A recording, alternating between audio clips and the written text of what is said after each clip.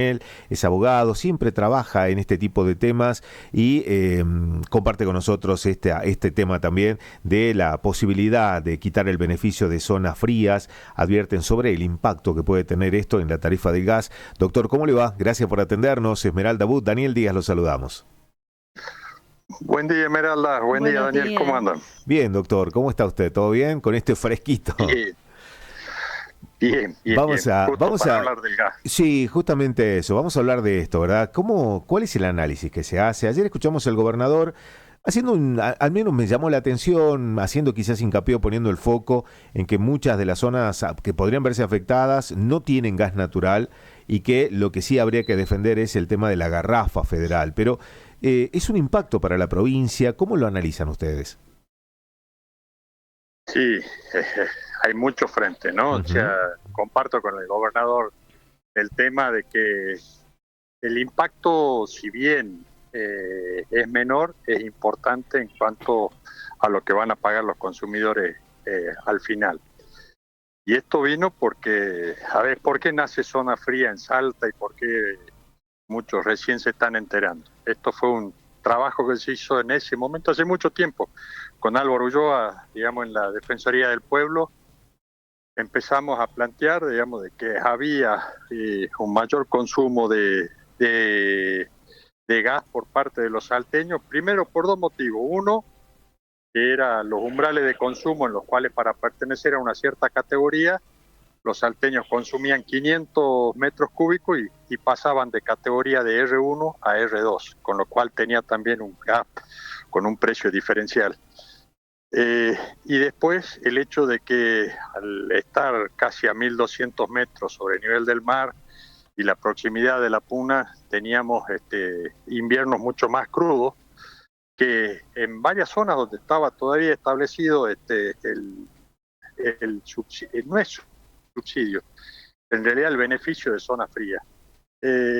Veíamos de que ese beneficio lo pagaban todos los usuarios, o sea, cada uno de los usuarios de la tarifa del gas destina un 7,5% a un fondo fiduciario que tiende a compensar los desequilibrios en cuanto al consumo de gas que tienen zonas que por el rigor climático necesitan consumir más. No es por un capricho, sino es por el tema del rigor climático. Eh, Esto es lo que hay que empezar a hablar, de decir, no es un subsidio, esto es un beneficio, esto es algo que no sale de las cuentas públicas, es decir, no afecta a dinero del Tesoro Nacional, sino que directamente lo pagan los privados, es dinero privado, que hoy, digamos, no sé por qué motivo empieza a salir el hecho de que dice que se lo está presentando como un subsidio, se lo está presentando como que afecta el equilibrio fiscal, cosa que no es así, y con otra particularidad, dinero que antes se destinaba a los usuarios, hoy va a ser destinado a compensar los distintos precios que pagan las empresas productoras y distribuidoras del gas, a raíz de estos vaivenes de la economía y de los acontecimientos internacionales, que por ahí hay una suba o baja y que por ahí no están previstas. Entonces, hay una transferencia de dinero privado de los consumidores hacia las empresas privadas. No hay dinero público y es un monto bastante considerable. Ayer estuvimos hablando con un diputado de Mendoza también, que es Mario Vadillo, y nos decía que él estimaba que eran 450.000 millones de pesos lo que iba a hacer de transferencia Ujú. de los usuarios a las empresas distribuidoras y productoras de gas. Exacto. Ahora, esto, doctor, ¿cómo se traslada en el impacto en el bolsillo de los salteños? Digo, está bien el tema de las zonas frías, pero esto a quita de subsidios también va a afectar a otro grupo poblacional que no está quizás en el de una clase media alta, sino que la pelea como todos, pero puede llegar a sentir más este impacto, ¿verdad? Sí, acá yo no haría ni diferencia ni de clase media alta, ni de sectores vulnerables, ni de nada. Esto es dinero privado, Ujú.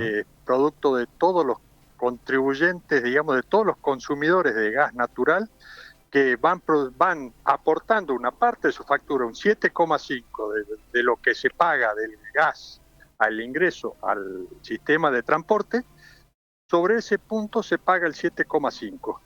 Y entonces eso lo que se hace es justamente, tenía una solidaridad en cuanto a los mayores consumos para que la gente no pagase y no perteneciese a categorías que hacen, en algunos casos, no solamente mucho más caro, sino que para algunas familias lo tornan inviable, digamos, el servicio público del gas. Ujú. Eh, no es un subsidio. Subsidio implica que va a ser dinero del Estado. Esto es dinero de particulares, o sea, de gente que es usuaria y que destina un fondo fiduciario este, en esta época, simplemente en época invernal, tratar de equiparar, digamos, lo que son el precio a raíz del mayor consumo eh, con otras zonas geográficas que no tienen este rigor climático y que hacen que tengan un menor consumo. Entonces, no hay que empezar a dividir y decir esto es un subsidio que tiene que ser destinado, no, tiene que ser a los habitantes de las regiones que se encuentran comprendidas y que tienen un mayor rigor climático. Ujú. No, no hay que caer en la trampa de decir que esto es un subsidio que lo paga el Estado, porque no lo paga el Estado, Bien. es dinero que es de privado, que está destinado justamente a esto y funciona solamente en época invernal. No, en época de verano, al no haber casi consumo en distintas zonas, ese dinero se va recolectando para justamente estos 3, 4 meses que sufrimos el rigor climático no sea salto en la tarifa del gas y que pueda tornarse un servicio público que sea accesible para todas las personas. Ujú. Exacto. Y aprovecho y le consulto también porque ya está convocada una audiencia pública para el próximo 11 de junio para abordar el tema también de la tarifa de la luz, otro de los servicios que más ha encarecido en el último tiempo. Sí, bueno, ahí la contrapartida que tenemos y que no quita que se pueda, que es bueno, era justamente las zonas cálidas. Ujú. Servicios públicos tan esenciales como son la luz y el gas, tienen que tener un reconocimiento. Eh, Tenemos que empezar a pensar y que esto estaría bueno, digamos, y ya que estamos todos en esta ola desreguladoras y que empezamos que la libertad y que tantas cosas, podríamos empezar a cambiar este sistema que nos hace que hoy un salteño esté pagando mucho más cara la luz que que los vecinos. Digamos, si no nos comparemos ni con Jujuy ni con Tucumán porque pagamos una luz mucho más cara. También tenemos que empezar a hablar de que el gran socio en las tarifas es el Estado. El Estado en cuanto a lo que hace débitos y créditos y en cuanto a lo que hace el IVA. Podríamos empezar a hablar, digamos, en esto de que estamos viendo el achique del Estado y empezando a ver cuál es la presión tributaria. Bueno, un tercio de la factura aproximadamente, tanto en luz como en gas, se lo llevan los impuestos nacionales. Sería bueno que trabajemos en eso y no en empezar a tocar dineros que son dineros que son de los usuarios para transferírselo a empresas que ellos cobran en definitiva el gas al precio que lo tienen que vender, no es que le está regalando ni mucho menos, sino que simplemente el menor impacto lo reciben los usuarios, pero la empresa cobra la factura completa. Ujú. Sí, hay que empezar a tratar esos temas que son los que verdaderamente preocupan. Estamos con un servicio de energía caro, eh, tenemos que empezar a ver, y esto es producto de que en la década del 90 se produjo la privatización y se estableció un sistema en el cual unos son los productores, otros son los transportistas y después los distribuidores. y al final toda esta cadena de tercerizados que hay la termina pagando el usuario, ¿no? Con una tarifa que no está acorde y que no sube acorde a los ingresos que están teniendo.